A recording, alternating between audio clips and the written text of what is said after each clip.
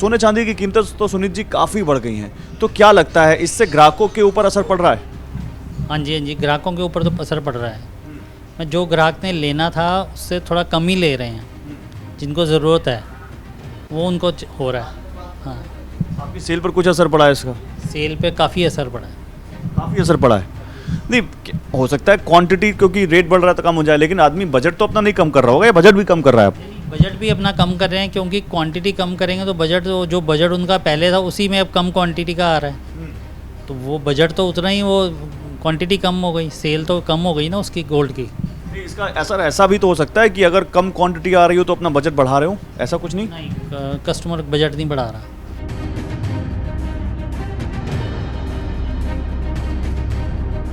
और अब हमारे साथ वेद जैन जी हैं, जो देश की इकोनॉमी को समझते हैं, टैक्स सिस्टम को समझते हैं, फाइनेंसेस को समझते हैं, कैपिटल मार्केट को समझते हैं, और गोल्ड और सिल्वर का जो ट्रेंड है इसको लेकर इनसे हम बात करते हैं। अब सर, पहले तो ये बताओ, आप गोल्ड सिल्वर तो हम देख रहे हैं लगातार बढ़ रहा है, ठीक है, लेकिन एक ट्रेंड और देखने को मिल रहा है, दुनिया भर के सेंट्रल जो बैंक्स हैं वो लगातार गोल्ड की खरीदारी कर रहे हैं। एकदम जैसे लग रहा है, उनको लग रहा है गोल्ड में ही सब कुछ इस वक्त है।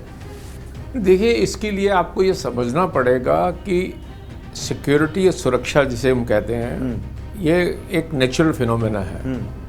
और जब आपको लगता है कि कोई ऐसा मार्केट में हलचल है, संकट है, तो नेचुरली आप उसको प्रोटेक्शन करने की कोशिश करते हैं।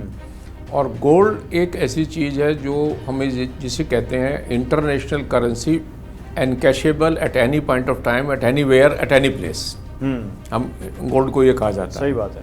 और जो बाकी करेंसीज हैं वो इस बात पे डिपेंड करती है कि उस कंट्री की आर्थिक स्थिति इकोनॉमिकली क्या, कितनी स्ट्रॉन्ग है, कैसे कमजोर है। आपने रिसेंटली देखा होगा बहुत सारे कंट्री जो वीक हैं, हमारे नेबर में भी कुछ कंट्रियों में कितना करेंसी के अंदर काफ़ी गिरावट आई। बिल्कुल, वो उनकी इकोनॉमिक पॉलिसी की वजह से आती है। तो आज की डेट में विश्व में दो चीज़ें हो रही हैं। एक तो जो क्राइसिस है लड़ाई का, रशिया यूक्रेन वार का है, इज़राइल हमस की जो लड़ाई चल रही है, चाइना ताइवान की जो लड़ाई का संकट है, नॉर्थ कोरिया वर्सेस और जो इश्यूज आए हैं जी। तो एक वर्ड में अनसर्टेनिटी है कि क्या होगा। और उस अनसर्टेनिटी में यूएसए का, अमेरिका का एक बहुत बड़ा हिस्सा हो गया, क्योंकि अमेरिका के डॉलर में लोगों का बहुत बड़ा कॉन्फिडेंस था।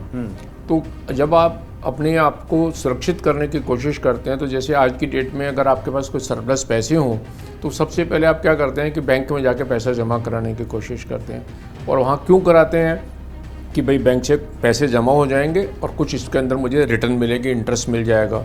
और फिर आप बैंक भी देखते हैं तो कौन सा सुरक्षित बैंक है, तो कहते हैं नहीं, जो सरकारी पब्लिक सेक्टर बैंक है उसमें करते हैं ताकि पैसा सुरक्षित रहेगा। बिल्कुल। तो इसी तरह से अमेरिका के डॉलर में लोगों का एक बहुत बड़ा कॉन्फिडेंस था कि लोगों जो बॉन्ड अमेरिका की मार्केट कहते थे, वहाँ रिटर्न कम मिलती थी, इंटरेस्ट कम आता था, लेकिन लोग समझते थे कि ये पैसा बहुत सुरक्षित है और गोल्ड को उसके नीचे मानते थे, अमेरिकन डॉलर को ऊपर मानते थे। लेकिन जो अब पिछले 8-9 महीनों में जिस ढंग से अमेरिका में हलचल हुई है, तो वो लोगों का वो जो कॉन्फिडेंस है वो अमेरिका के डॉलर में कहीं ना कहीं शेक हो गया है।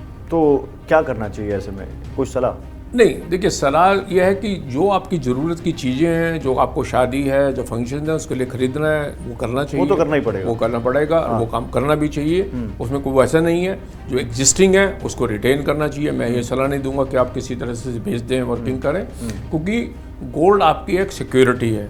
जो आपने दूसरा सवाल पूछा कि भाई एक ज़माने में, एक समय में शेयर के प्राइसेस बहुत बढ़े, अब गोल्ड के प्राइसेस बहुत बढ़ गए।